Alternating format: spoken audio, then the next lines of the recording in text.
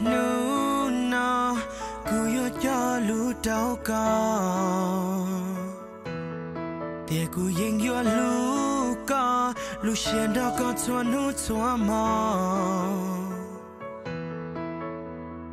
ku yên bao trong tia có yo tua ku san đó ku từ bao lu neng ôn đây ku lo chỉ than đó có cho cái nhua xia đau cú xuống địa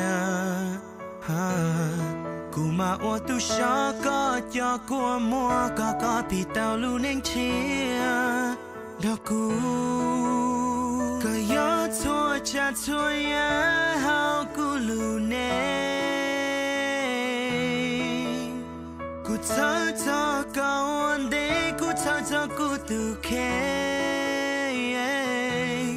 thì lần chế cú xa hai trong co thì cú yêu nhóm đứa có ý xa thầu có sinh lo yêu tiền cú lu nên yêu bí trong linh nó thì cú yêu sáng chế có sự yên chỉ xa cháu gió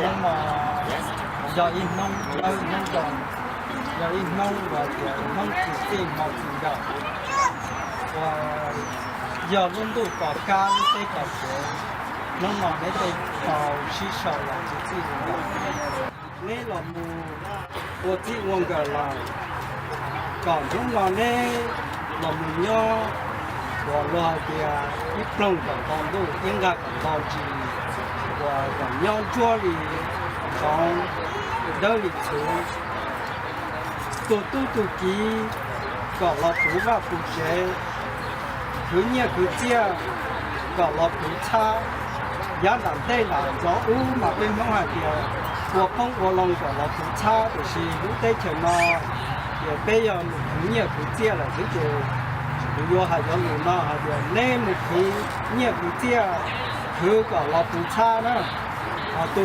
kỹ là có là phụ chế, còn nên lúc nên qua chạy trả và dùng có trả phụ mua lại giá tổng đây chỉ ta chỉ cơ, còn mua kia đồ hàng tiền nhau dùng từ sử dụng ta và từ sử dụng mua, còn không là nên lúc nên nhau đâu nhau hữu trả phụ mua, đúng không? để của chỉ của hà nó tôi lấy chứ cho có chỉ của hà bây giờ sản xuất chỉ đồng xe đó là của tôi chỉ này cho vẫn nhưng mà trả sự thật thì bây giờ nó trong nhau ở từ mình nhỏ là chỉ sau vấn này giờ nhẹ nhàng chỉ sao cả này vấn này nghe bao nhiêu luôn thì cái này nó nên trong là nếu chẳng có thể nếu mà ở lúc phải mình đi chứ hạt một lúa là nếu tàu lúc là chọn lúc nào là nếu tàu lúc này nên cho bé phải chơi để nó bé lầu đó nên vừa tàu là tụ bé nghe nó bé này có chuyện trắng chè còn cỡ là cái này cái gì cái này không biết sạp bỏ cái này chứ nếu nó nên trong sự nhà nếu nên trong lại cái Hãy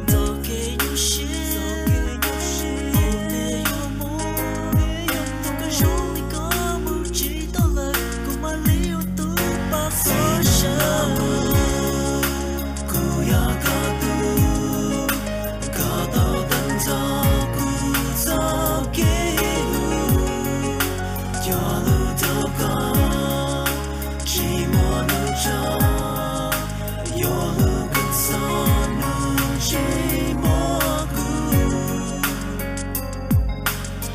不停结构一个结构，执着团聚它，几个模糊，抱得更留下三眼泪。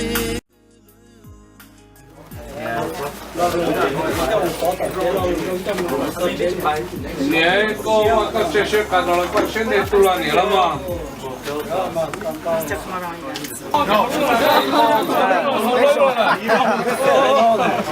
This is not my sister. This is my second mom. She held me as a kid. She held me as a kid. So you better take all this shit. It's not that I hate you. It's not that I fucking love you. All of it. We're chatting well. Don't worry.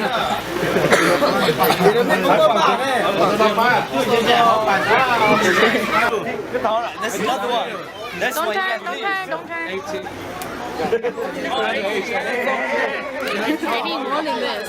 I know, they need more than this. Did you push back down the hole? I know, that's what. Like in the basement and then out here. Then basically push ball. Oh!